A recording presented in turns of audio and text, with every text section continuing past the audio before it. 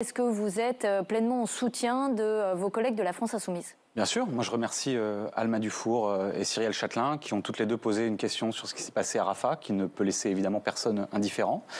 Et puis je suis stupéfait par la réaction disproportionnée de la présidente de l'Assemblée nationale, qui m'interroge beaucoup sur la suite des propos qu'elle avait tenus en disant soutien inconditionnel à M. Netanyahou. On en voit là la traduction dans l'hémicycle. Quand nous avons brandi des pancartes pour la retraite à 60 ans, les huissiers nous ont retiré les pancartes. Certains de nos collègues ont été sanctionnés par la suite. On n'a pas interrompu la séance. Sauf que Sébastien Delogu refusait, lui, de retirer le drapeau. Mais quand ça, les huissiers le retirent. Quand il y a quelques années, nos collègues communistes, je crois, avaient brandi des cartes géantes de sécurité sociale.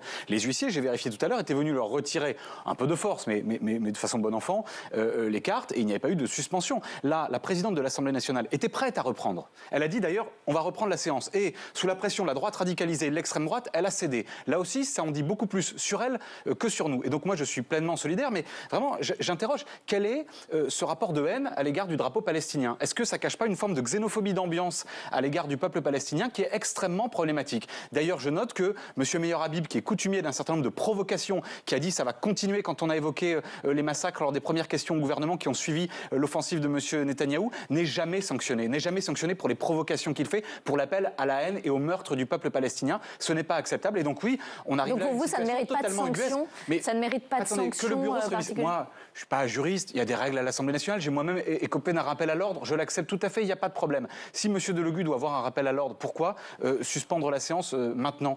Pourquoi ne pas convoquer de façon sereine le bureau de l'Assemblée pour en débattre? Alors, ça crée un tumulte dans l'enceinte de l'Assemblée. Le tumulte, c'est l'extrême droite qui l'a. C'est l'extrême droite qui a créé le tumulte. M. Delogu, moi j'étais pas loin, il a brandi son drapeau de façon extrêmement calme, il n'a insulté personne, il n'a interpellé personne, il a brandi son drapeau. Pourquoi? Parce que nous sommes aussi des êtres humains, voyez-vous, nous ne sommes pas que des parlementaires comme ça, vivant en dehors du monde. En dehors de l'hémicycle, il y a aujourd'hui des souffrances qui existent. Et nous sommes évidemment solidaires du peuple palestinien qui souffre. Et quand on a vu les images... Alors vous voyez à l'antenne Gérald Darmanin, le ministre